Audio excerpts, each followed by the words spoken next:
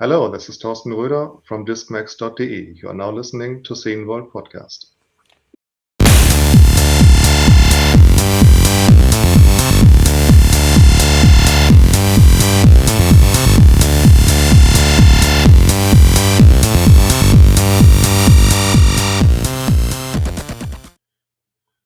Hello, it's the Scene World Podcast.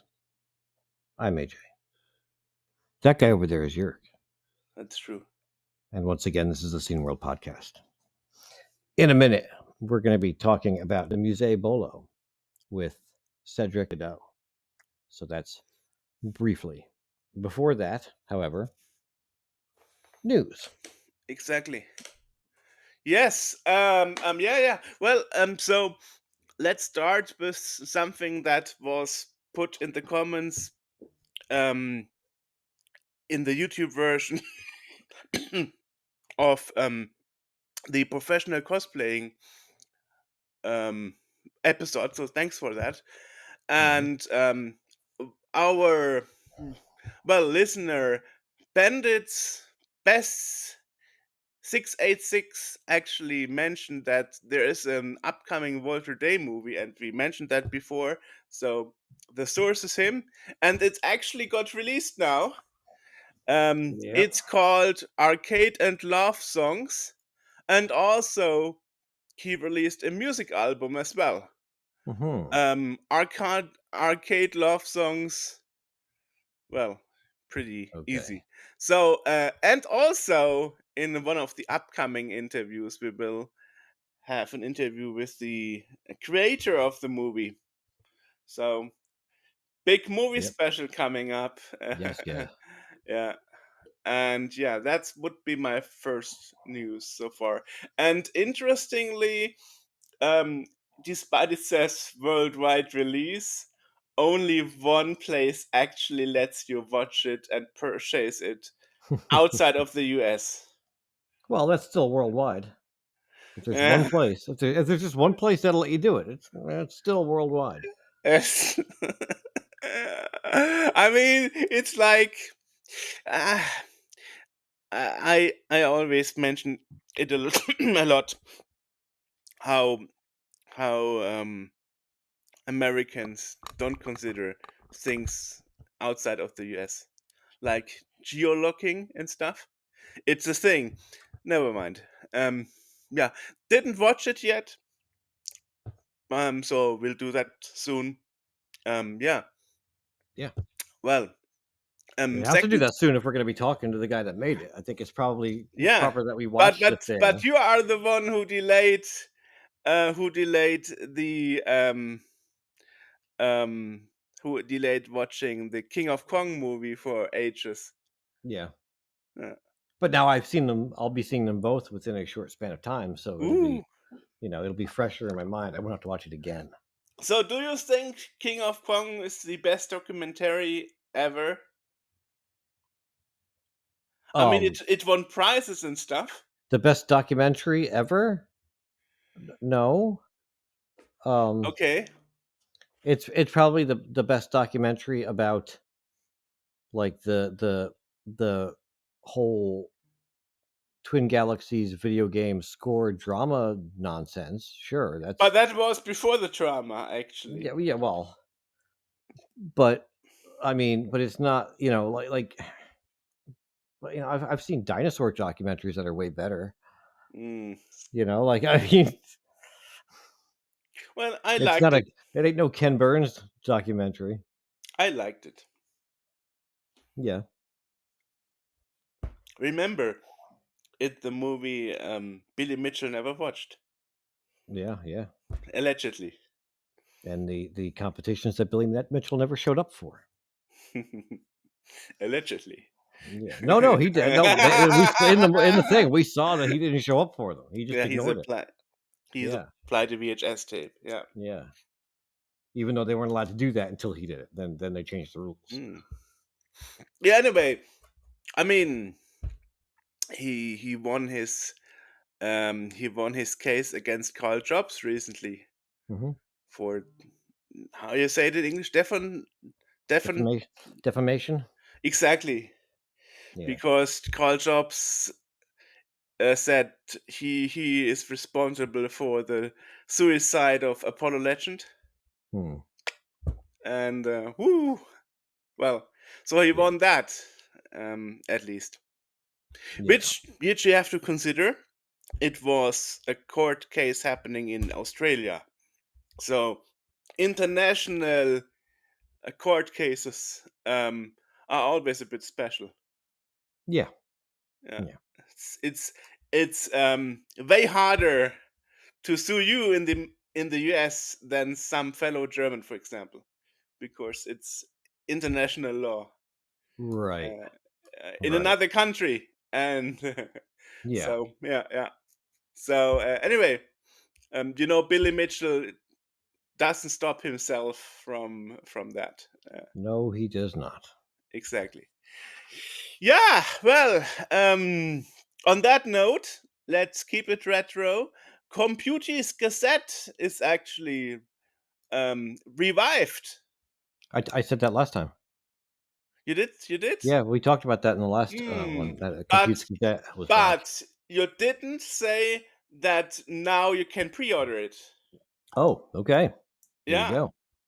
And it's coming in July. So Hmm. if you want the first issue, pre-order it now. All right. Good old Yeah. Compute. I never actually had. I got a couple of Compute Gazettes well after the fact. I got a Hmm. like a horde of old you know Commodore magazines and computes and all that stuff, and some of the discs that came with it were the Gazettes. Um, but yeah, when they were still around, I wasn't getting that stuff. Hmm. There was a couple of runs too. Hmm. I think that they used to do that. But it Hmm. was yeah. I still have my horde somewhere around here of the magazines. I don't think I still have the discs because they kind of went bad because they were old when I got them. Hmm. Like 25 years ago. I see. I But see. yeah, that's a good thing if it's coming back.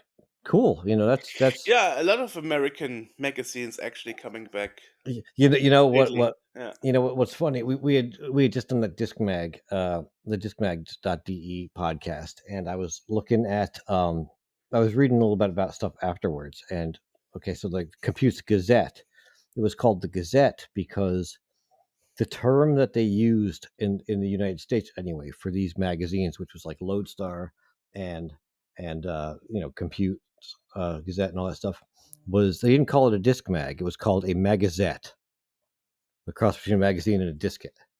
So it was Okay. a magazette, Okay. Interesting. which I like that. That's a funny little word, the magazette. Mhm. But now the Not as question. easy to say as disc mag. Hmm. Now also the question is if anybody who isn't native to the language would understand the joke. I Probably mean, not. hey, there must be reason why the movie Chicken Pie was actually named to Chicken Run in Germany, Hmm. But because nobody would understand chicken wait, pie in Germany. it was called Chicken Run in the U.S. too. Um, um, It wasn't called Chicken Pie here. wasn't No, it was Chicken but Run. am I mistaken now? I thought it Are you? was. Maybe it's the other way. Maybe it was renamed Chicken Pie in Germany No. because I know In Germany, it actually got a German subtitle. Um, right, but I know the movie was called Chicken Run. perhaps I'm okay. Year 2000 Chicken Run. True. Okay, then I'm mistaken. I thought it was chicken pie. Okay. Hmm. My bad. So okay. Hmm. Yeah, Uh, was actually it was. I remember it actually that chicken run was one special thing. It was the hardest to rip and really? get it into diffix. Hmm.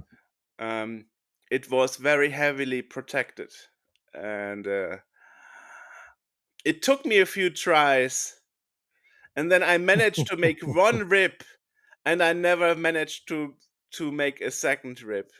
Dang. Yeah, that was A like, lot of effort put in for I the know, movie I Chicken Run. know, I know. And the thing is, back then in Diffix, you were like, holy crap, I danced it down to 700 megabyte CDR, Mhm. and you wouldn't care how much compressed it looks. You were Yeah, like, right, yeah, right. I got it, down Oh yeah. down to 700 megabyte. Oh my god. I remember doing because I had family had DVD players that could read an MPEG 2 CD. So I'd convert these things down to like MPEG 2s and throw them on a CD so they could watch them on a DVD player. Which is even worse in quality. It is. It was awful Big quality. But again, you were looking at it on like an old CRT, CRT I TV, know, so it I didn't know, look that bad. But I know, comparatively, now looking at the screens we have now, it would look I know, I like know. trash. Yeah. Yeah, anyway, another another thing, um Dune Awakening has been released on July 10th. Um yeah, I didn't play it. I still have so much other games to play. Yeah. I didn't look into it, but I thought I would mention it. Hmm. Um and actually pretty good reviews so far. Yeah, Cool. yeah, yeah. Yeah, well, I mean, Dune Awakening with the movie and a big return of the franchise. Have you seen the new movies? I saw the other movies, but not the last one. I saw the first Dune. I want to say I don't know when it came out, but I watched it in 1989. I Ooh, remember it because um, I'm pretty sure that I spent most of 1989 through probably 1993 watching the movie because that's how long it is. Uh, it just I could not get into it because it felt like it was so long. Like it was a decade sitting there watching this movie in which nothing really was happening. And I appreciate that it's a classic, the book and all that stuff. But the first movie was just mm, and dragging. and yes, just so. And again, I was 11 at the time, so I don't. Maybe it might be better now, but I can't bring myself to watch the new ones because I feel like I'm still like I've got PTSD from that first, you know, 12-hour movie that I just don't want to do again. Hmm. Well, um, speaking about movies, Mhm. Spaceball is getting released next year, Yep. No, and 2027. no, 2026. No, I was looking at the thing just like an hour before now. It said coming Yes, yeah, 2027. yesterday it still said 2026. Wait.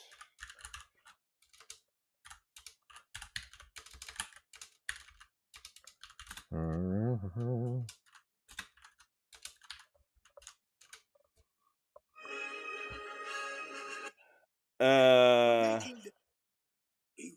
Wait, let me see. Uh, okay, strange. Really, okay, they they changed it to Yeah. The 2027. the Seriously. Schwartz Awakens in 2027. Uh-huh. Okay. Yeah, and Mel Brooks and most of the other cast Hmm. will return. Rick Moranis is coming back as Dark Yeah, Helmet. yeah. He's been retired. Yeah. His last role was in 1997, Hmm. and then he retired. He didn't even come back for Ghostbusters. I know. Yeah. And Mel Brooks will be 19. No, he will be He'll be actually. 100 He will be when a it comes hundred. out. He will be This is 100. probably there's a good chance this could be his last film. Yeah, So true. that's yeah. It's hopefully it's I mean it's Mel Brooks. You can't really go wrong. The guy is But he is not. He is not direct directing it. he's producing it, and I think he's writing some of it. He's doing a bit of that. So Yeah. The only Yeah. person who will be missing is John Candy, unfortunately. And Joan Rivers. Yeah. Yeah. Yeah. Well, um, yeah. I was always hoping that Mel Brooks mm, would be in a follow up in his lifetime. Hmm. Sounds like he will be now. Well, and the funny thing was that it's got that big. The teaser has that big opening crawl where they talk about there's been all these Star Wars movies and some prequels and some sequels and then some TV shows that were also all this stuff, all these different things. But there's only ever been one Spaceballs. But there was a Spaceballs cartoon that ran for like 15 episodes, something like that, 10, 15 episodes back in Hmm. like Didn't know that. Okay. 2004 or 5. Yeah, it was on some cable channel. Most of the cast came back, for it at the time. So, I mean, it was a thing that existed. Hmm. I don't know where that, so it's a little on the nose, but let's see. I'm going to look it up here real quick. Yeah, Spaceballs the animated series. Um, so it ran for 13 episodes. It was on premiered on G4, the cable channel, or in Canada's Super Channel, Hmm. loosely based on Spaceballs. Um, Loosely based. yeah, with Mel Brooks, Daphne Zuniga, Joan Rivers, D. Bradley Baker, Reno Romano, Tito and Sarah. A couple, I guess some people didn't. Yeah, John Candy obviously wasn't there. Bill Pullman wasn't there. Rick Moranis wasn't there. Dom DeLuise was back as Pizza the Hut. There was yeah. So it was a thing that was around. I don't know if it was. I never saw it. Well, actually, no. I probably saw one or two way back, but I don't remember it. But it was there. So Hmm. 2008 to 2009. I'm sorry, I was a little early with that. Okay. Hmm. Interesting. Interesting. Yeah. Well, So yeah, Yeah. that's cool. I'm jazzed about that. I hope it's good. But even if it's not, I'll watch it. Well, we will see. Anyway, um, last bit of news is what are you doing there? Nothing. There's some munching noises. I'm not munching. Something like somebody was eating or something.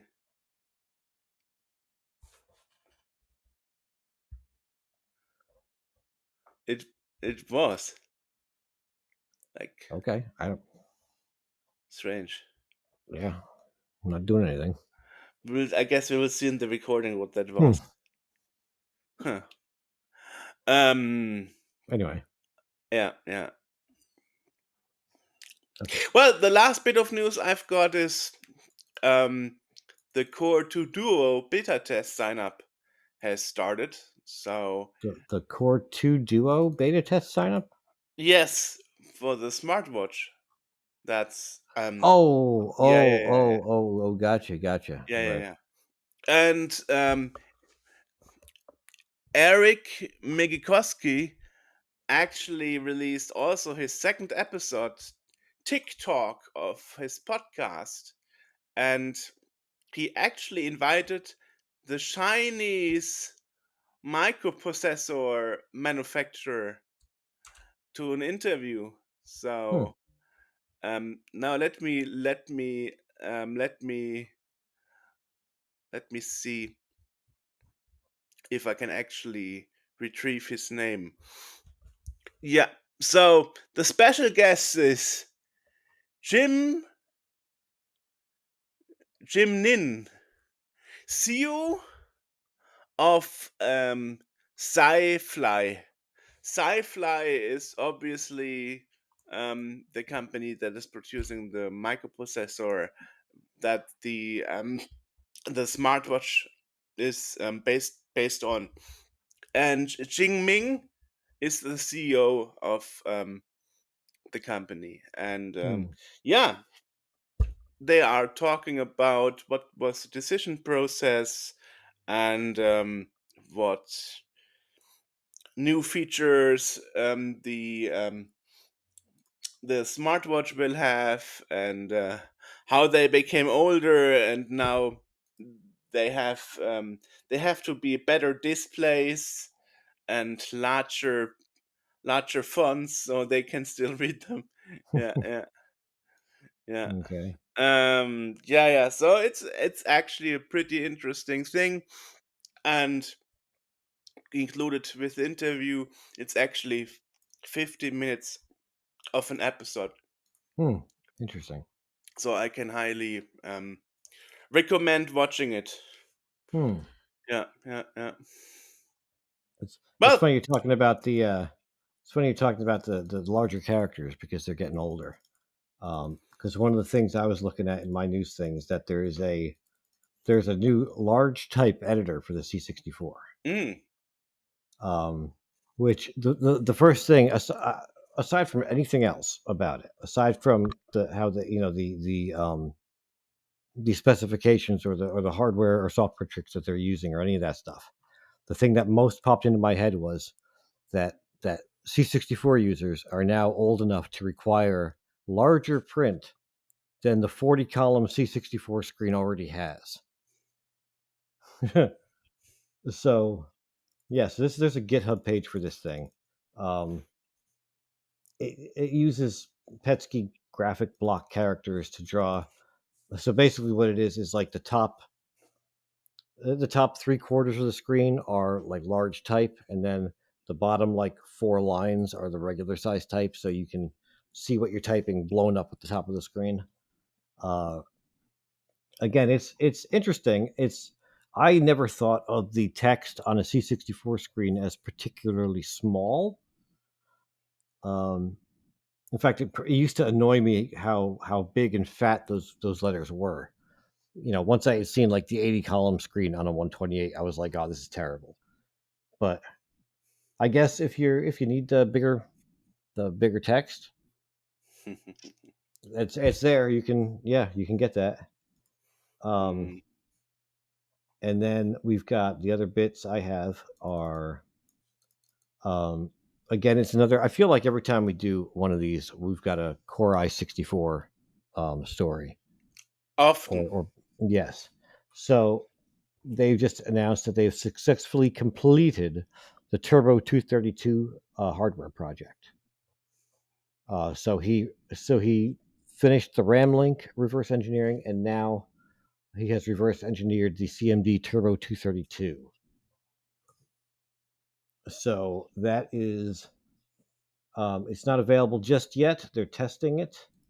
Um, it'll be available as a complete unit or a DIY kit.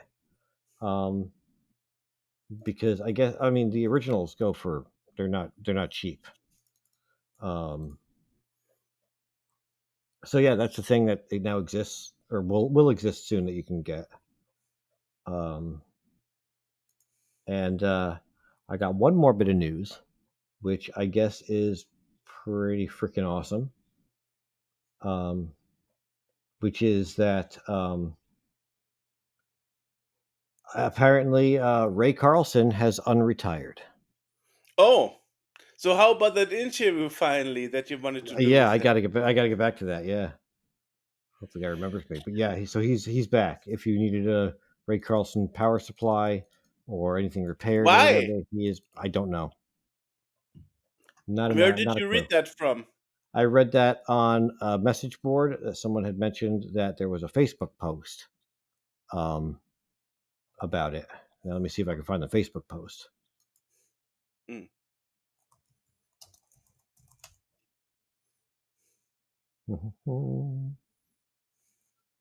Wow, everything is very, very slow. What's happening here? Oh well, I can cut that out. Just look Yeah, for Facebook post. I'm doing that. No, I mean in the transcript. Yeah. Okay. Nope. Here it is. Um, No, I'm sorry, that's not it. Okay.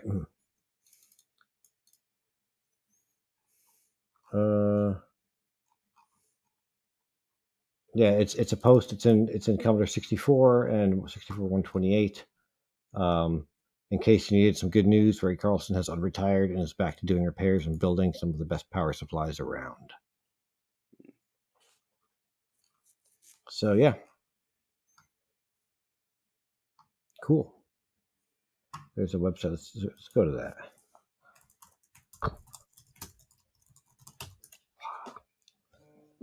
Okay, that's just his website. Okay.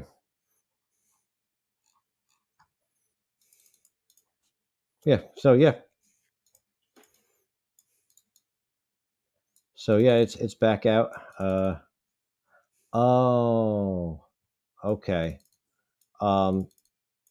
Ray Carlson says, a few years back, I stopped repairing Commodore hardware. I was the main caregiver for my wife, who had Alzheimer's, until she passed away in 2024. Ooh. That took a lot out of him, and he's now in recovery. And he decided once again to offer his services as a Commodore repair technician. Okay. So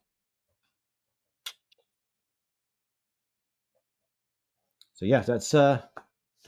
So he's back. So do that interview, please. Finally. Yes. Yeah. Really. All right. That's what I got. Those are my news is. Awesome. So now let's jump to Switzerland, to the French part, and talk about Musée Bolo and what's happening with it right now and the future. Yeah. All right. Bye bye. Womp. Whoop. Very nice. There we go. Okay. So today we have another guest, and today we actually have a returning guest, kind of, because you are the president, Cédric Gaudin, from the Musée Bolo in Lausanne, Switzerland. Lausanne. Lausanne, Switzerland. Exactly, from the French part of Switzerland. And before that, in 2017 already, we spoke to Yves Bolo. Yes. And now, as a president, let's talk about why are you Frenchifying the word president? You're saying president. Isn't that what you said? President. Yeah, that's what you said yourself, right, president? Okay. Yeah. Yes. Yeah, just trying to mimic the French, okay, even okay. though I never had French at school. So anyway, so the thing is, now it there is some time past, 8 years exactly. So we would like to catch up with you what actually happened since. So I remember in 2017 you have actually been on a fundraising for a new location, a bigger location. So perhaps let's talk a bit about what happened since then, and also, if we may, talk a bit about yourself, your starting point. I mean, how did you get involved with computers, and how did you actually become the president of the museum? Okay, so I started with the museum in 2004, something like that, when I was student. And I was always passionate by computers, so I started to use computers at age of 8, something like that. Wow. Okay. Just doing games at the beginning, and then starting to program in BASIC. So, and then when I was doing my studies, I encountered Yves Bolognini and the team of the association, and I started to be member since then. And I became president in 2007 when there is the creation of the foundation, because in fact since then it was Yves the president, and in fact he cannot be at two places at the same time. So a small team of the association decided to take the committee activities so that Yves is free for the foundation. And since then, I am working for the association and the foundation now.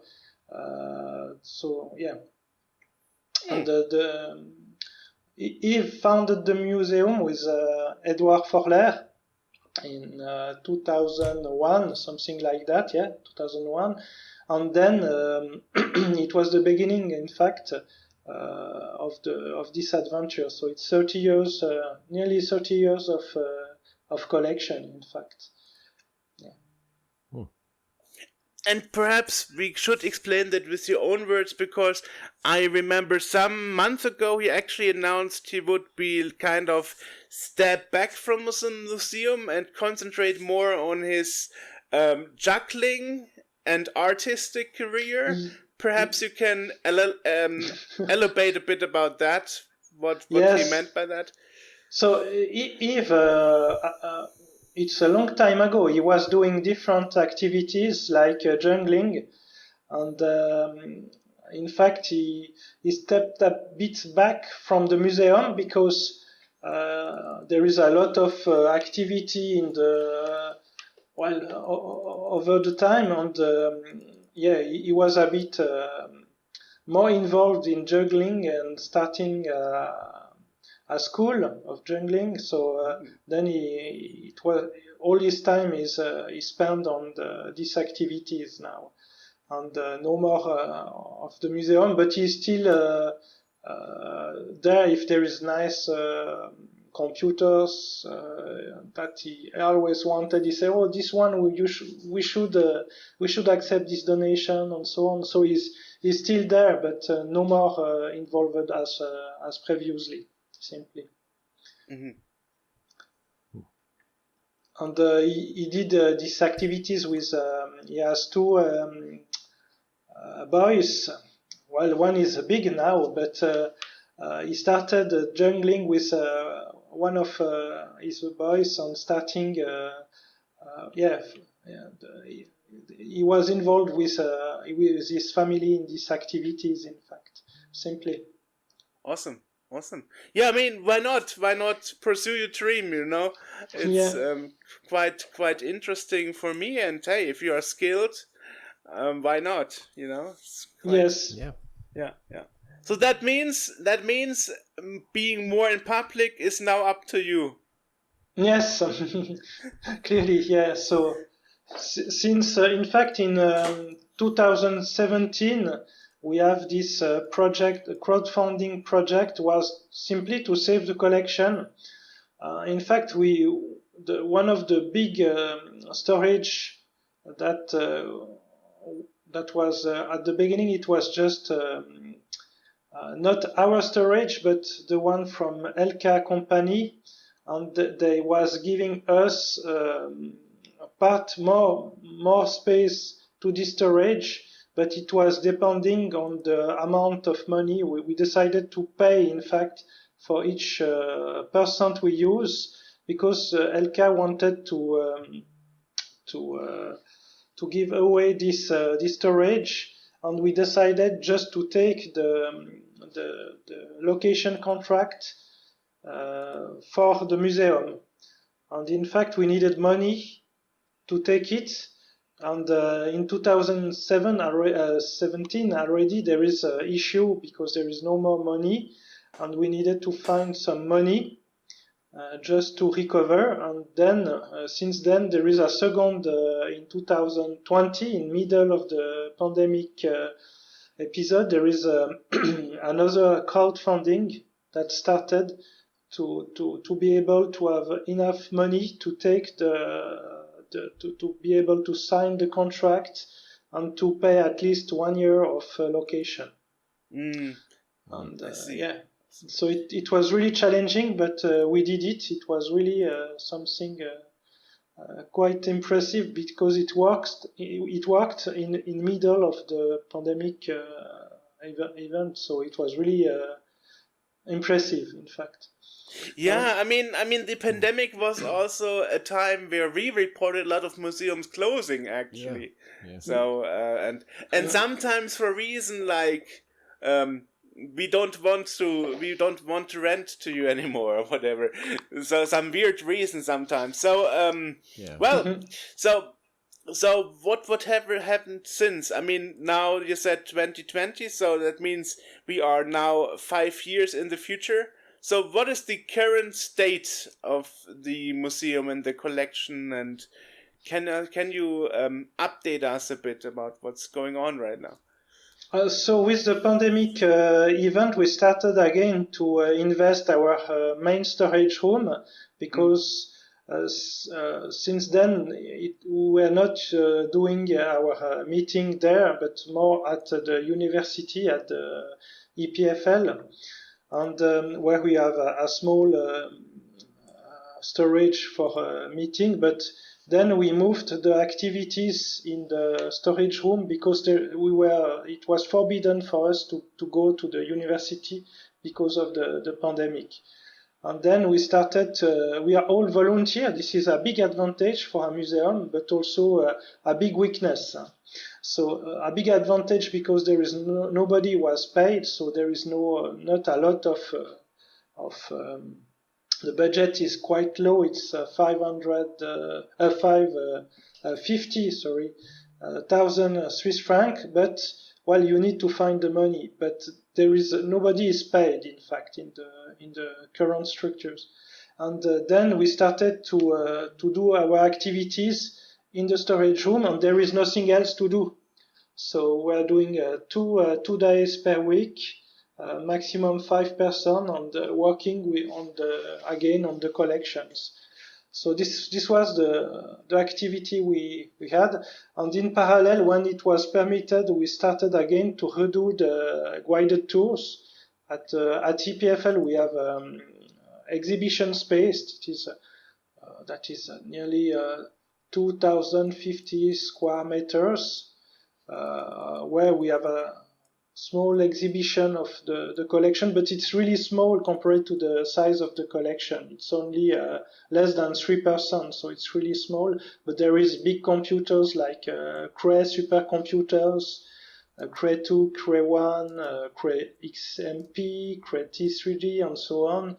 There is also a connection machine, and Swiss computers also, like Cora 1 or Giga Booster, or Smaky computers, obviously.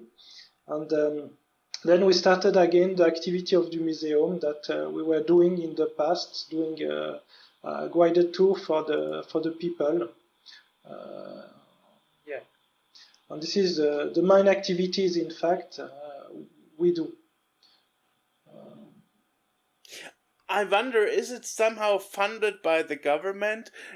Because I know from Germany, for example, that if you are a museum, you actually receive also financial backing from the government, or from the city.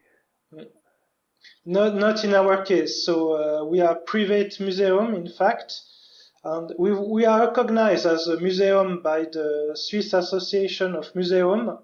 But in Switzerland, there is nothing. You don't receive money. The only museum that receive money are museums from cities or sometimes canton.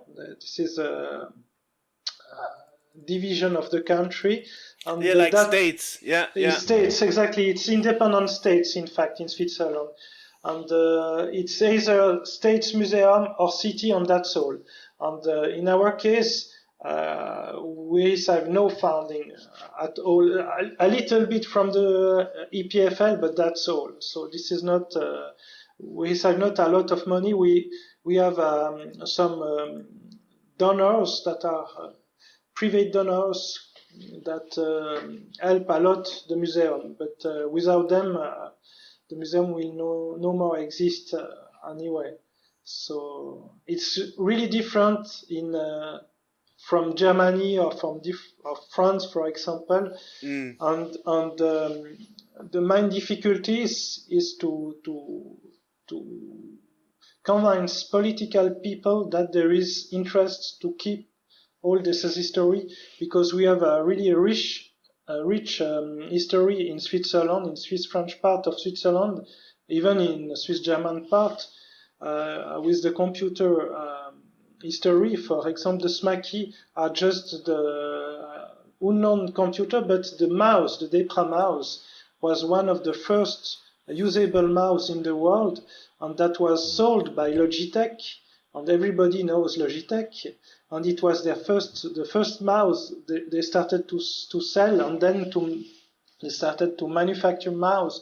But the adventure started at Lausanne in the laboratory of Professor Jean-Daniel Nicou with the SMACI microcomputer. And there is also, the first customer was in fact the Professor Wirth, the other Swiss professor, well known for the language, the Pascal language that he invented. And in fact, he was the first customer of this mouse. The first batch was for his computer, the Lilith computer made by Professor Wirth. So there is a really nice history. And maybe you know Jean Erny, which is an engineer that was working first at Bell Labs and then in the laboratory of Professor Choclet, who just had the idea to build integrated circuits slice by slice. This is an idea from Jean Erny. And Jean Erny was Swiss, and nobody talked about him, but he made a great contribution to the integrated circuit industry in USA, and he was really somebody important for this industry also. And today we have people like, maybe you know Cerebras, that do this as a huge wafer scale engine device, where there is on a wafer you have nearly 1 million of processing units. And in fact, the technical director is Swiss, is coming from the laboratory of Professor Jean-Daniel Nicou. So in fact, the adventure, the history continue today with this as a device that will revolutionize the artificial intelligence. So today it's ongoing. So, and there is still Swiss people involved in this revolution. So this however, when I hear about AI nowadays, mostly people throw in the name NVIDIA into the ring, because they are using their GPU yes. technique for AI, and especially the CUDA interface. Yes. Yeah, in fact, they are competitor to NVIDIA. The wafer scale engine are 70 times faster, yes, and consume 1/6 of the energy of equivalent GPU. So this is really technically something that is in advance, and that was made by people that started their activities, in fact, in the laboratory of Professor Jean-Daniel Nicou in Delamy. So there is a lot of people like that. If you look at the SMACI team, for example, there is a lot of clever people that have developed a lot of applications, from spreadsheet to word processing and so on. There is really a lot of application. Even you can control a model train with one of the application, for example. So it's really impressive the whole software they have developed for a so small team, in fact. And everything is developed in assembler language. So in assembly language, so it's really interesting adventure. So there is clever idea. And the SMACI microcomputer is impressive because from the beginning he has a graphical screen, and which was not really common because the memory was costing a lot of money. But from the beginning he has graphical screen and alphanumeric screen, and all the electronic made is made in a really clever way. So this is really it showed the way the Professor Nicou was working was quite ahead of its time, and seeing what will happen, in fact, even if the technology is not yet ready, but to see the direction you need to follow. And it was really interesting because he's not really well known, but he has a lot of impact in the world, in fact. Okay.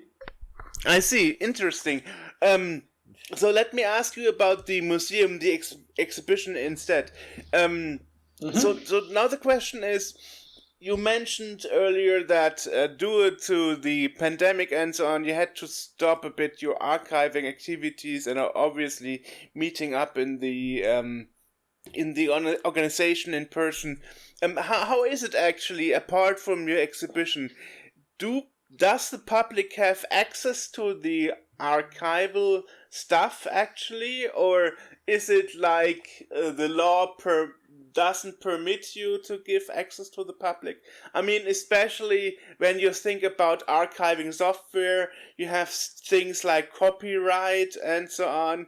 And I remember when AJ and I, when we interviewed the Japanese Preservation Society in Tokyo, actually the biggest issue was the law of the country forbidding you to give actually archival access to what you collect. So how is it in Switzerland in this regard? You said the government doesn't really give you any help as a museum. So how about the archival aspect and the access for the public? Is there any, or can you give any? So yeah, in Switzerland we have big chance that we can make copy of intellectual property of others, but we have not the right to diffuse.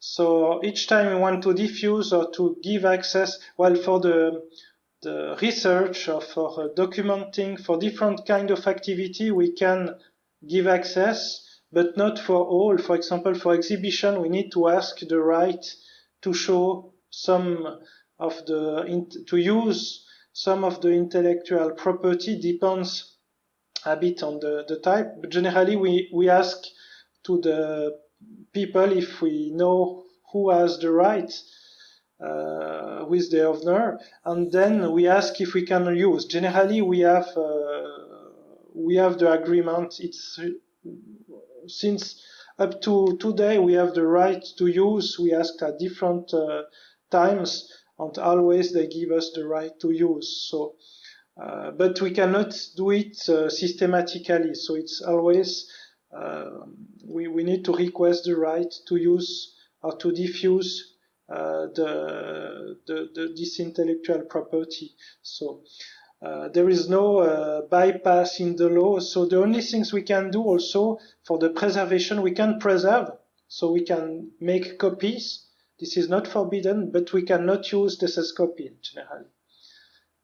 Because there is some rights, and then you need to negotiate the rights. Now the question is, are the people even still alive, or do you even still know after so many years if who owns the right to some stuff? I mean, that must also be an issue, right? Yes, sometimes it's really difficult. We have a case with it was with Octopus. It was a TV show that was it was Canadian at the origin, but in fact we're not able to find the right owner, and the people that have the master don't have the right to use them. So it was really complicated because they don't know, they don't have the right to use the master, in fact, simply, and there is nobody, they was not having a known owner of the rights, and it was really complicated. So we wanted to preserve this. This is a TV emission, but it was not possible in that case because nobody was having the rights on this video, on this tapes. So it was just a pity. And yeah. So it can happen so that we have difficulty to find the rights of people, and then we abort, simply the project is aborted. So you have little. So sorry. I was just gonna say real quick, Jörg, is your phone vibrating or something?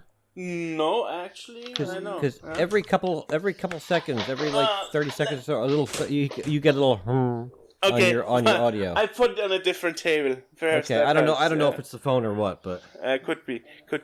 Yeah. Yeah. What I want to say is, so you say you stopped that project. So you work in little projects, like Yes. you have different projects alongside each other.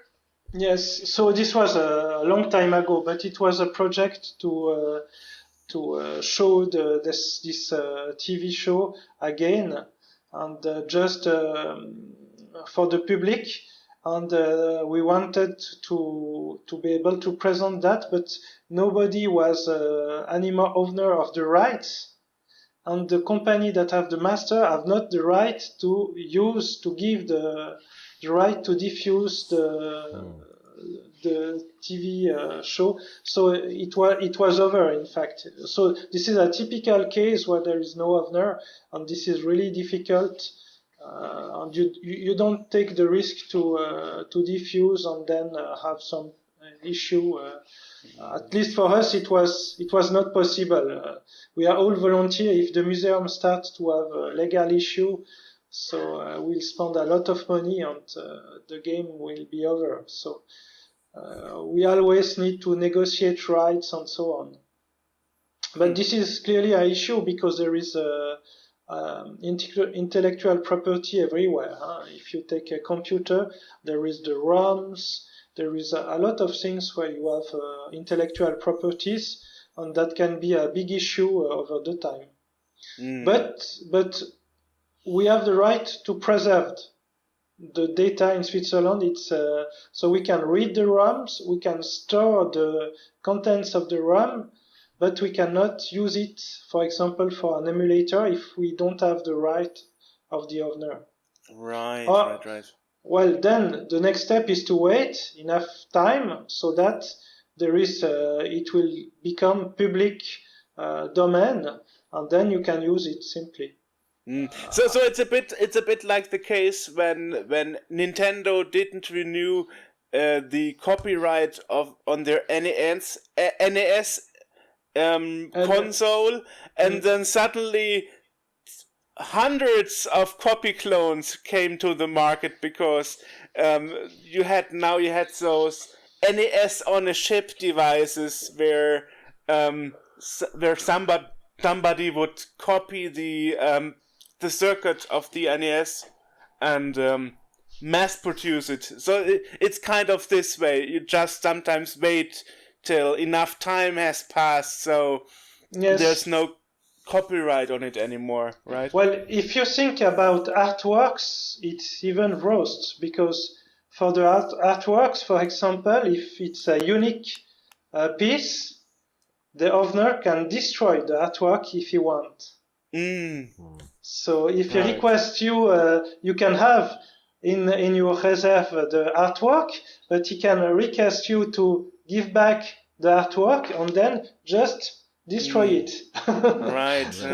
So sometimes it can be really hard. Well, against a certain amount of money, but it can be really hard with the rights of some objects can be really hard, in fact, to give some agreement and so on. So yeah.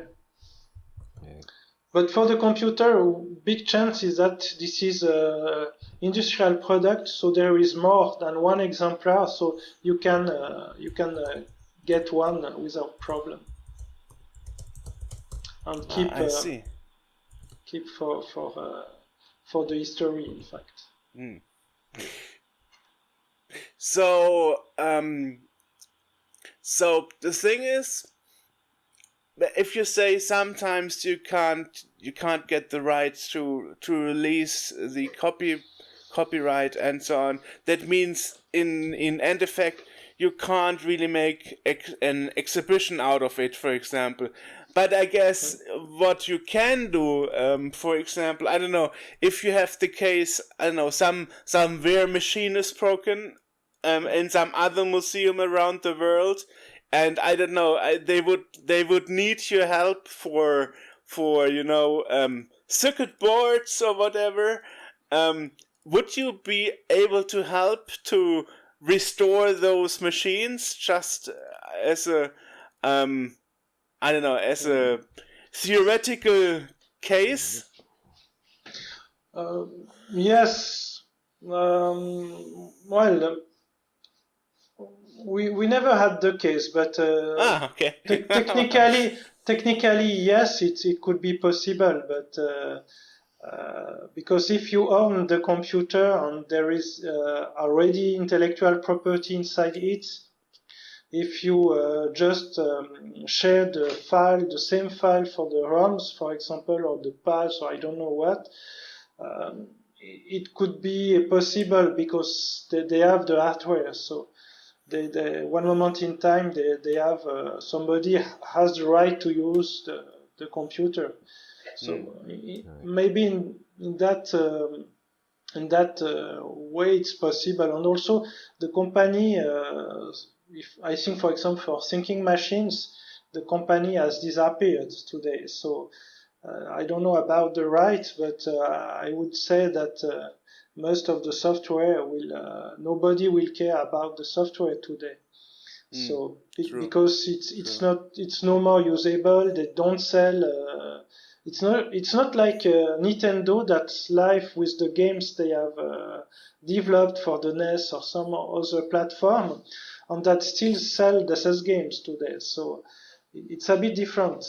Here the computer company has stopped, and nobody was interested today to sell connection machine that are completely obsolete. So True. maybe this is not the same problem as the people in the game industry that reuse some intellectual properties on newer platforms, and then they protect their business, in fact. So in that sense that then they continue to protect their games and across the time.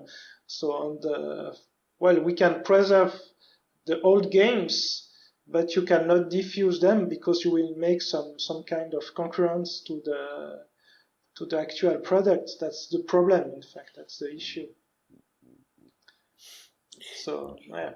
But for example, with Sega, we have negotiated a contract to diffuse the Sega Fish Life, one of the game of the Sega Fish Life, and it was quite easy with them because we explained that we are a museum, that it's not for making money, just to preserve their history, and they agree on that, in fact. But it was just a negotiation, a contract to be signed between both parties to know what is the term and so on. And that's it. In fact, then we have the right to diffuse a copy of the game so that the people that want to test it into emulator can test it into their emulators. So it's possible, but you need to negotiate some contracts. So we never tried with Nintendo. I think with Nintendo it's a bit more complicated. Oh yeah. But Yeah, I guess so. With Sega it was long, but it was not so complicated, in fact. Because there is, in fact, the people we had in contact for the contract was discovering the Dreamcast, the Fish Life, in fact.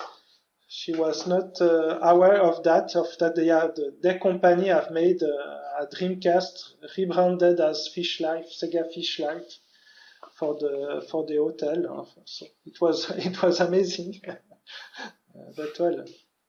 But finally we did we had the contract, and we can share all the preservation activities we did with the Sega Fish Life. So we also made a copy of the flash and so on that helped the people to emulate the the fish life with one of the emulator, I think. Yeah, it was amazing. It was amusing to do because it was not so easy to read the flash. Right. That's perhaps another thing.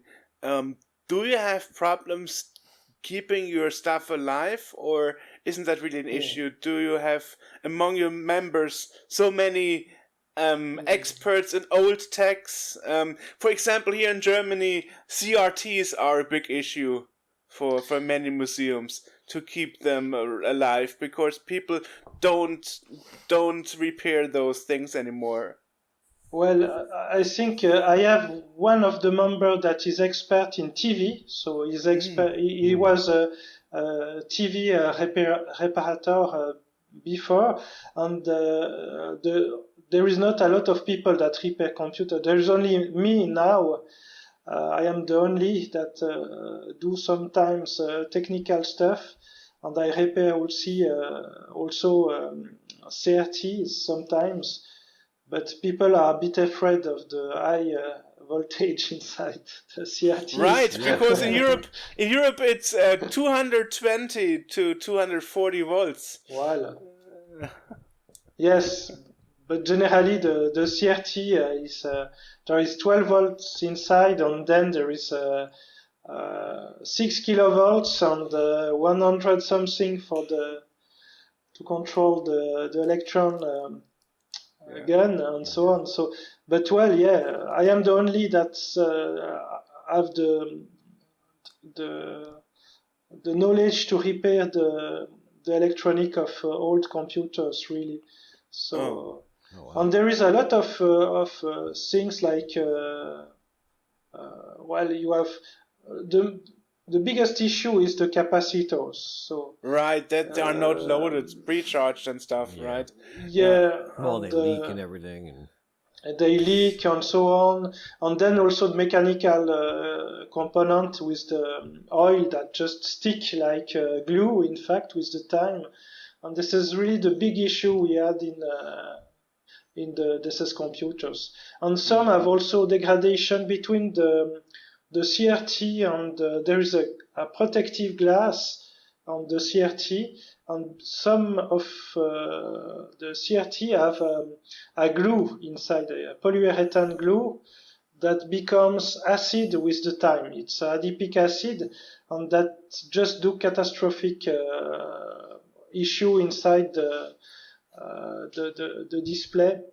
Also, batteries are just just a nightmare. Famous suicidal batteries and Yes. stuff. Yeah.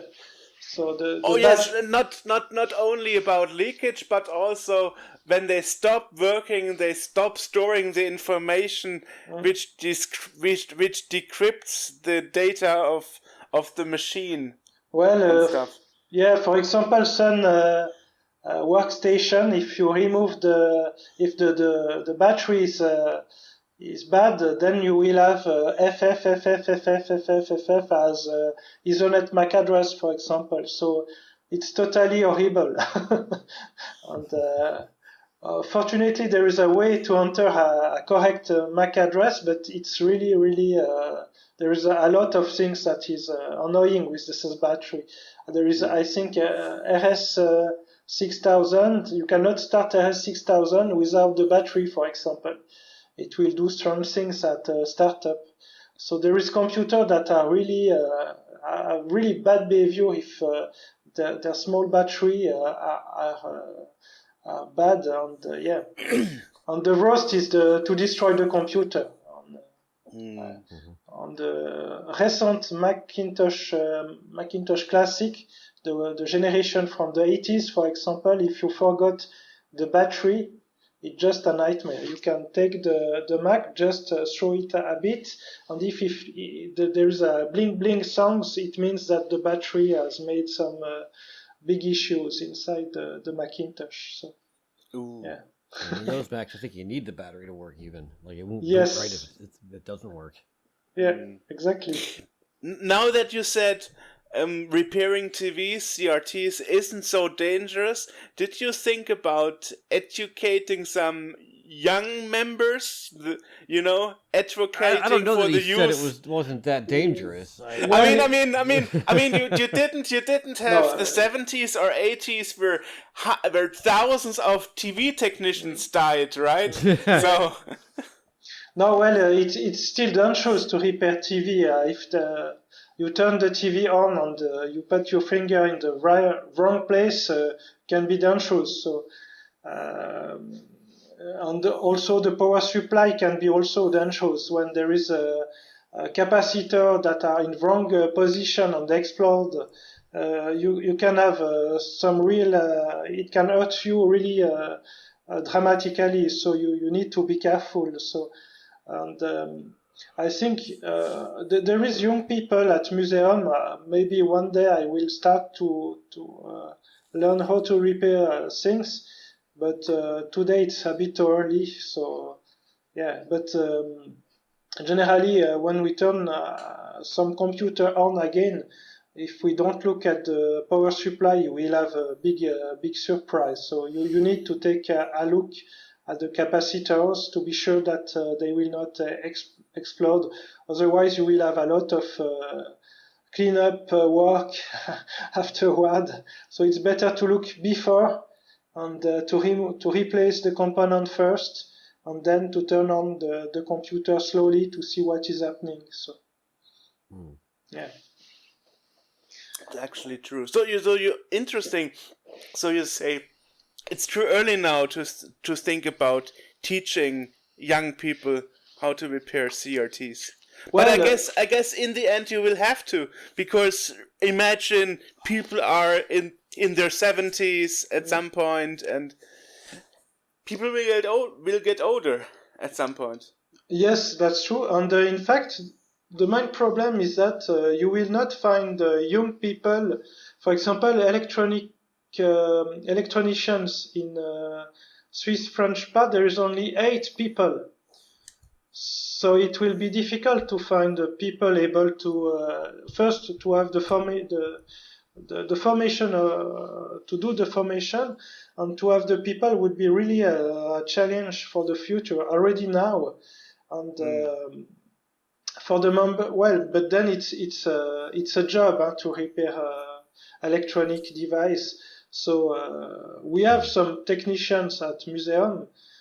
There is one people that could maybe start to repair, but I think to increase his skill in for repairing this old computer would be there is a lot of work. Yeah. And, but this is a real problem because there is nobody, no more young people interested in electronics today. Is that so? Yeah. Yes. Young people are not interested in him anymore. Really. We've talked about that a little bit because we've made the observation that teaching young people how to use a computer is kind of like teaching old people how to use a computer at this point. Yes.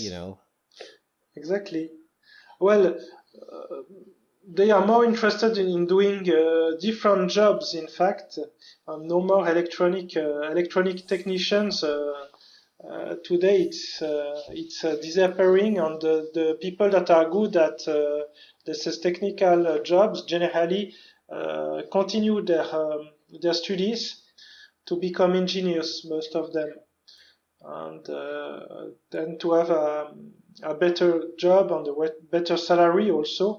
And I think it's a bit linked to the way the society today is working. So, and there is no more young people interested in to become electronic technicians. Unfortunately, at least in Switzerland. So people are more like programmers, kind of stuff, theoretical experts, more not working on the electronics. Well, it's really in the member. This is a really different kind of people. So there is people that are that like hardware like me. There is some people that love to use computers and to install software and so on. There is people that do use computers that for doing photo pictures and things like that are more designers and work with for the website, for example.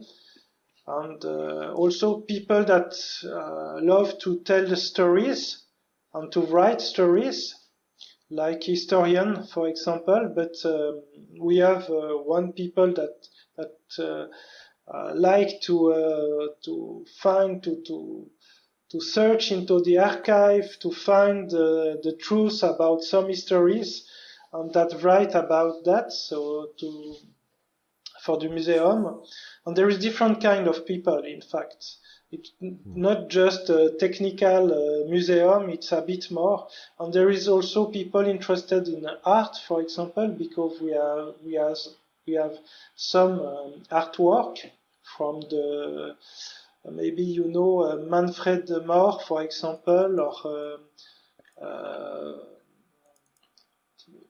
I don't remember the name, but Manfred Mohr. We have some artwork from Manfred Mohr, and original and signed and numbered. So this is artwork have been made with computers in the 70s.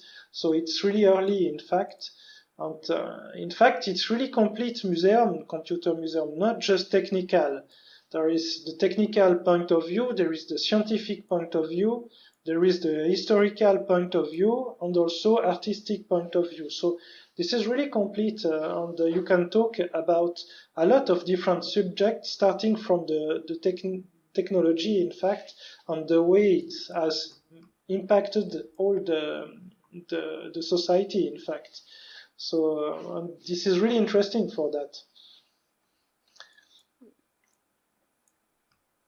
Right. I mean, society, as I said, it changes. Well, let's hope that in the future there will be a renaissance of technicians, because in the end you will have to rely on young people repairing those things, you know, when the older generation is not around anymore. Just think about, for example, we have this example quite often, record players and you know, records that find a revival now as vinyls and stuff. And suddenly people in their 20s having record players, you know. So it's kind of skipped a generation, you know. So perhaps at some point you will also have this revival in interest of electronics. But of course I understand also the issue. I mean, why would you spend your time in your free time to repair some old computer? Well, That's, and you know, you know, also, and you brought up a good that's a good point. You just brought up the record player thing. You know, in the past, back when records were the thing, you know, if your record player, you know, a record player is an investment. You know, you get that, you get your music, if something happened to it, you might get that fixed. But things have changed to the point where now, if you get a record player and it breaks, you go and get another record player that costs $20-$30. You know, there's like a lot of more. Everything is more disposable now. Where repairing the old stuff isn't as big a priority, I think, to people now as it was back then.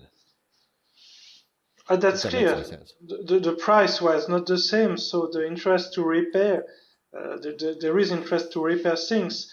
But I think that today there is some movement to have more repairable objects, also electronic objects. And I think if there is more repairable objects, you will have more. There is job opportunities.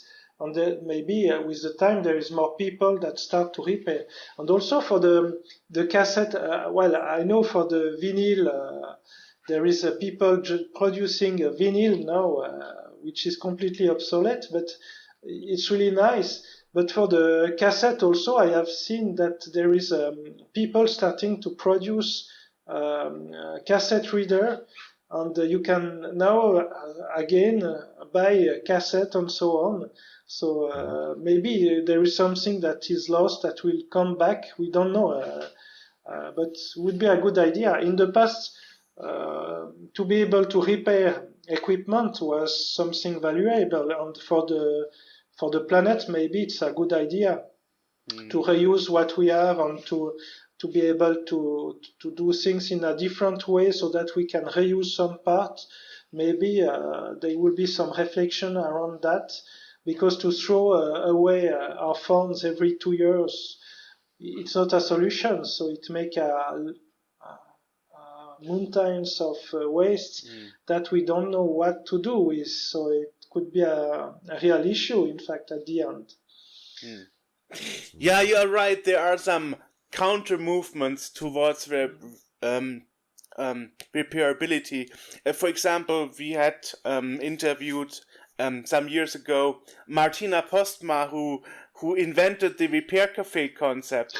That's example one thing. But of course, I don't know by heart how much repair cafes are a thing in the French part of Switzerland. But I know that here in Germany, repair cafes really became a thing that even my parents, who have no idea about electronics whatsoever, know what a repair cafe is. So Wow. In Switzerland, it has a lot of success, because I made sometimes 2 or 3 times.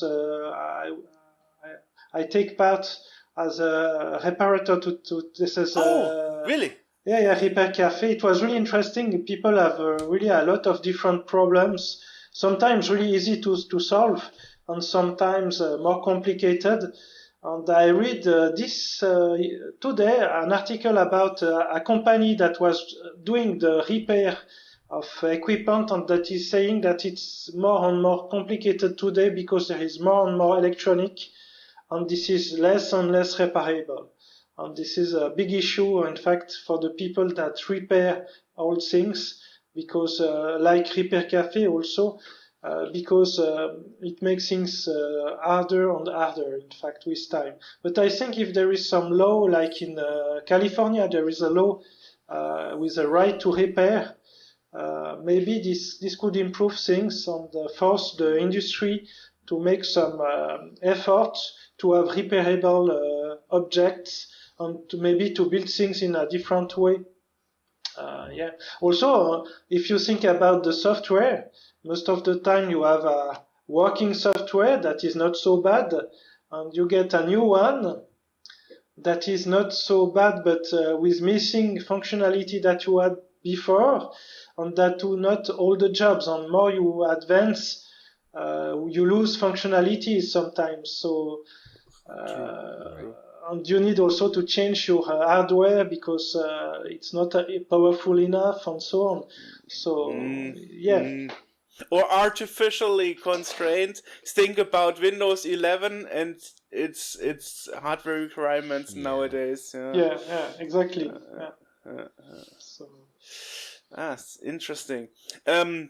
So how do you think about it personally? Do you think we are on a dead end, or do you think that there will always be somebody who can repair old computers and so on? I mean, after all, at least the museums rely on repairability and on keeping the computers going. I mean, of course, that's also not true. I've also been to computer museums where they exhibit computers that are dead. But they're what just is sitting on a shelf? Yeah. exactly? In fact, I'd say that's most museums that show that stuff. Very few actually show the machines in action being used. So yeah, in our case, we don't show. Well, our computers are not free to the visitors, but if you do a guided tour, we have always a computer that is running. Because this is old computers need to have some skilled people close to the computer. So we decided that each time we have a working computer, there is people from the museum, so that even if there is some dramatic issue, it can happen sometimes, and there is somebody who knows what to do, and also to explain how the computer works, and to avoid people just destroying the keyboard and things like that. Because the people of today, some have no respect of this as peace, True. And this is really difficult to leave just access to the computer. Some know that this is old computer, old piece, but some don't care. So and there is a lot of work to make them running, and they are not aware about that. And that's why there is no working computer, for example, at Musée Bolo. There is some emulators where you can play with some demonstration you can play with, but it's modern computer that you can broke the keyboard. It's not a concern, in fact. But the historic computer, we love to turn them on because there is the software. The software is something that is dead if you don't have an emulator, a real computer. And it's better with a real computer because if you think of, for example, Sun workstation, I think that the emulator I played last time with QEMU. QEMU emulate only one kind of workstation, and that's it, one model. And if you have some other workstation you want to play with the real hardware, you can, if it's working. So that's why sometimes it's needed for preservation. For example, you need to have the right floppy disk drive because there is special format and so on. And well, you can interface it, but it's a lot of work to interface and to have a working drive at the end. So I think for the museum, for the exhibition, we don't care if the computer is working or not. One moment in time, all the computers will be no more working. That's life. But then you only have power supplies to show off. Yeah, but you will have the object. But the time we can turn them off to show to the young generation the way it was working, how people started. In fact, if you take the Apple I, for example, I love to show the Apple I to children when they visit the museum, the classroom, because they see how it was, how strange it was, how difficult it was to use, how slow it was, and so on. And they ask a lot of questions about the way it was working and the constraint they have at that time. And it's really interesting. And they show all the components, so you can explain which components is what. If you take a PC of today or phones, you cannot even disassemble your phone without breaking it. So it's complicated to explain to the young generation. And I think this is the work of the museum to do this activity of mediation and to interest young people to the computer and to electronics and so on. And maybe with such kind of activity, you will have curious people that would be interested in starting computers from the museum again to see what is happening when you turn a computer on, for example. But I think this is such kind of activities that should be made so that you interest young people again. And also maybe I did also some workshop with old devices. It is not computer, but it's logical elements that you can assemble like Lego, and you have wires, you can connect things and make some counters, things like that, do AND gates, OR gates, things like that, and learn how it was working. And I made some activities for children with that, and it was quite a success because the children love to play with this as blocks, and they learn a lot of things just practicing the logic and understanding what is the binary, how we count with binary numbers and then hexadecimal and so on. So it was quite interesting to do such kind of activities. And, I think this is what museum can offer to the young people, to find interested people in doing technical jobs and then maybe work for the museum. Right. Yeah, finding new members for the future, and then Yes. hey man, 30 years in the future you could be our new CRT repair technician, right? But this idea, in fact, it was the idea of Professor Jean-Daniel Nicot at the beginning of his career. he was alone. And alone, you do nothing. So it started to do activities for young people around electronics. And slowly there is a group of people growing and growing, more clubs in the Swiss French parts. Then he was at head of a federation of clubs of electronics. And it started slowly like that. And that way he has enough people to build computers, in fact, and to write software also.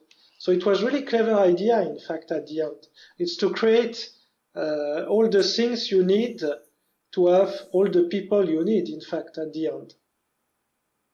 Right. Simply. So perhaps one remark about what you said before: people missing respect to old computers. Once each year, we go with our Disc Mag and show it off on Real Z64 on Gamescom, the biggest games fair in Cologne. And one of the things that happens when you have a 1084 monitor, probably you know it yourself, the cover breaks off, right? From the front, and because the mechanism is really weak, and after 40 plus years it just breaks off, and people, visitors, not the small kids but the adults, the parents, they are like, oh, I had one of those monitors in the 80s, and they start turning the knobs, for brightness and so on.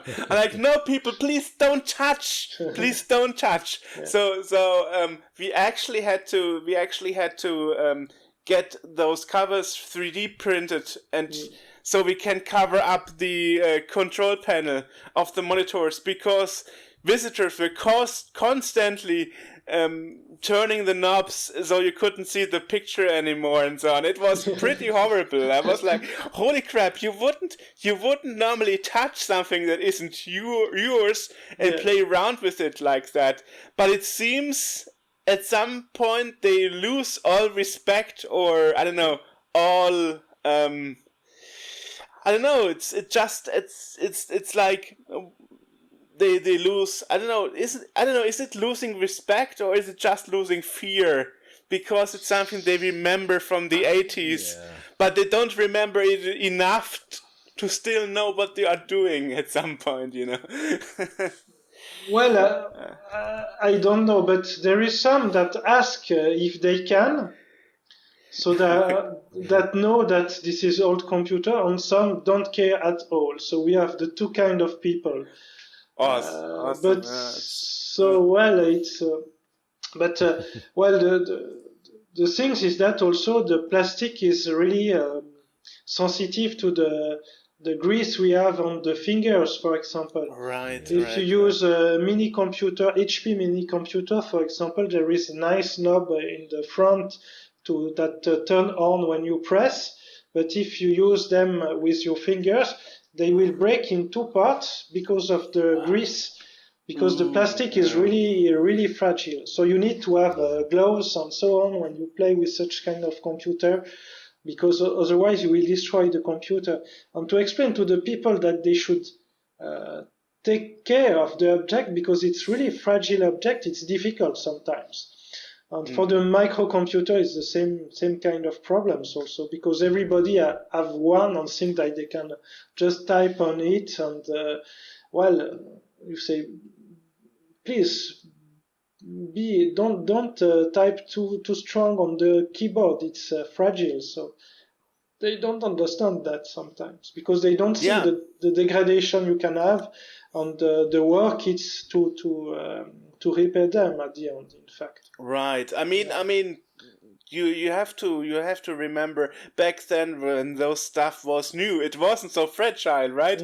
But it wasn't designed to stay functional 50, 60 years whatsoever. Yeah, right? exactly. So that's true. That's true. Yeah. and those keyboards or whatever or switches are not produced anymore. So it's like, oh, we just replace it with another one. It's no big deal, you know. Not like Bill Hurt once said to AJ, we made millions of them. Yeah, get another one. Yeah. Why would you repair your computer? Get another one. Yeah, exactly. Yeah, well, so perhaps we should close this with the question: what's there for the future? What's your future plan? So now we are looking for some more donors because, well, the budget are nearly stabilized, but the plan was to, we need to find 1 or 2 donors or more. And then for the future, we'll maybe increase a bit the budget, if it's possible, to have 1 people maybe that works for the museum. Full time? Not full time, but maybe 1 day per week, something like that. Mm-hmm. And this is the idea, to have to take care of all administrative work, because there is a lot of administrative. So paid members basically. Yeah, clearly, because today it's split across people, but there is a lot of administrative work, and we have a lot of requests also. So then it's a lot of work. So to answer to all these requests, and it becomes difficult with the time. So the administrative work is time consuming, and we spend less time for the other activity that, for example, repairing computer. I spend most of my time in administrative work, for example, and yeah. So the idea was to have maybe somebody paid for that, so that the things can improve, and also to. If we want to make some project for the temporary exhibition each year or 2 years, we change the temporary part of our exhibition space, and we have a new exhibition, and we change so that there is new things, and the collection is huge, so there is a lot of things to show to the people. So the idea was to change sometimes a bit the exhibition, so that people see also some other objects sometimes. And for now, it's still like that. We hope one day we will be able to put in place a big project, to have a museum, a place with all the collection and the exhibition space at the same place. But now we just need to stabilize the finance, and to increase a bit the finance, so that we have 1 people, and then maybe we can start to think about the future, how we will the museum will evolve, and to contact the right people to make a great museum, in fact.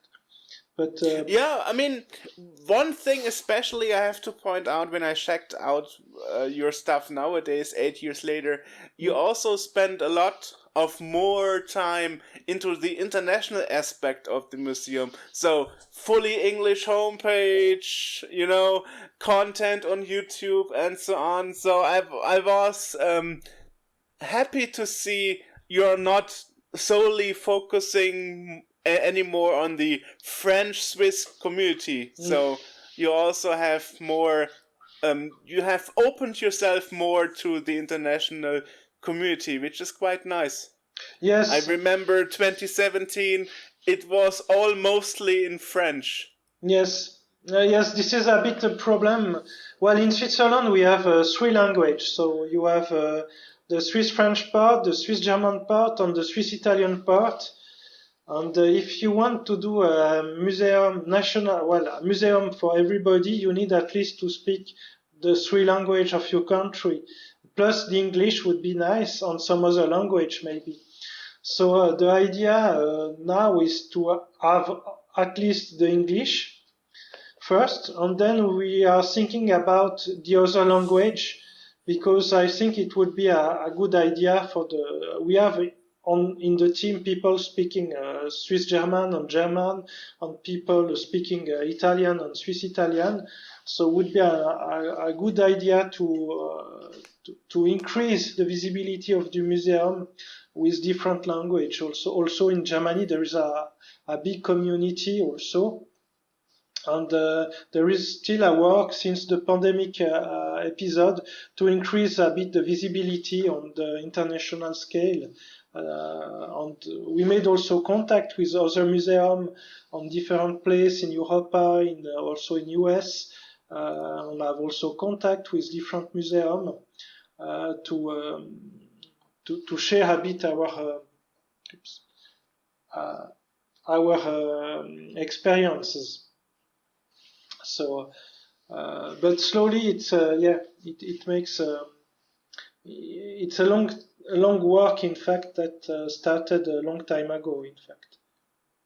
You are getting so many requests. I'm so happy you took our request to talk today. So thank you for that. It's really really great that you took the time and update us on the current situation and also your future plans. It's sounding very very promising, sounding very promising, and and also glad to see that your financial round succeeded.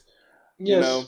Yeah, it was really difficult, but at the end, in 2020, we needed 65,000 Swiss francs. Wow. So we did the crowdfunding. We started in the 1st November, and it was up to the end of December. And we succeeded in finding the founding of this campaign, which was quite amazing because it was in the middle of the pandemic, and we did it, and it was quite good because then we have the opportunity to take the reserve to avoid that the collection will be lost. Otherwise, we need to clean up the storage room and to throw away all the collection. No? Oh my God, no, that would be a nightmare. Don't talk about that. Yeah. Wow. So and there is a lot of equipment. So and we are able to take the contract, the location contract, and then to pay for 1 year to have tranquility for 1 year. And then we started to find sponsors, and we found some, and that today help us a lot to have some financial stabilities, and it was quite good. So and now we need to start again to find some donors to help us, but not in a crowdfunding. It would be more donors, people that want to help the museum, that can just give some money to the museum and have some visibility and some activities like guided tour for their partner and things like that. So, to increase the number of donors simply, and to have a better budget, a more stable budget. But, so where can people go and do that? I mean, how to get in touch with you? So they can just go to the website museebolo.ch, and they just contact us if they are interested, and we will give all the information. And they can also find on the website, if they want, there is some section if they want to to help the museum, so that awesome. They are free. They can contact us. They feel free to contact us. We'll be happy to answer. Yeah. Cool. We'll put a link to all that in the description below, so people can see. Yeah. And also, I saw you have some YouTube, I guess, and X and so on. So you're also on social media. Yes. Well, we will make some noise, I think. Maybe this month or next month, about that we are looking for sponsors on the social media, so on Okay. LinkedIn, Facebook, Mastodon, and also X. Well, but X we publish less on X, and also YouTube sometimes. But yeah, I mean, do you know when that would happen? I mean, we could time this episode along if that helps. Yeah. Okay. It could. Yeah. With pleasure. If you know when, I mean, because we were planning to release it in June anyway. So yeah, it's perfect. No, it's perfect. Yeah. Do you know yet? Do you have yet a date or something? No, we don't have a date. We'll start. Today all the documents are on the website are available, but we have not started the promotion campaign on the social media. It's there is still a little bit of work to do, and then we will start. But soon, I think next month we'll have some publications, I think. So should we wait with releasing this until you have made your official announcement? No. No. You can publish without problem. Yeah. But obviously, when we see it around, we will try to push it a bit. So obviously. Yeah. Okay. It would be nice. Okay. Thank you. Yeah. No. I mean, you take the time and all. It's very, very grateful. Well, so one last thing before we let you go. We ask our guests to speak in little promo that we could put in one of our future episodes, perhaps. Something like your name, who you are, where you're from, and you're listening to the Scene World podcast. Something along those lines. Okay. So I am Cédric Gaudin. I come from Switzerland, from Musée Bolo, and I am listening to Scene World podcast. Awesome. Thanks a lot. Beautiful. And thank you to you. Thank you, sir. Awesome. Thanks for taking the time. Yeah, thanks for sitting with us. One last thing. Yes. When you leave the session, it could be that the browser asks you to leave the tab open for a bit to upload. I don't know, AJ, how is it? It looks like this? he's pretty well uploaded. You'll probably see a little message saying either keep the window open or everything is uploaded. Okay. Yeah. Okay. So it should be just a few minutes, I guess. Yeah. Okay. All right. Well, if even that, because Thank you to you. So have a good night to you. Thank you. It's almost night, and keep in touch, right? Yeah. And good luck for your new adventure. Yes. Thank you. Bye bye. You're welcome. Right. Bye bye. Bye bye. Recording ending now. Okay. Oh, maybe not. There we go.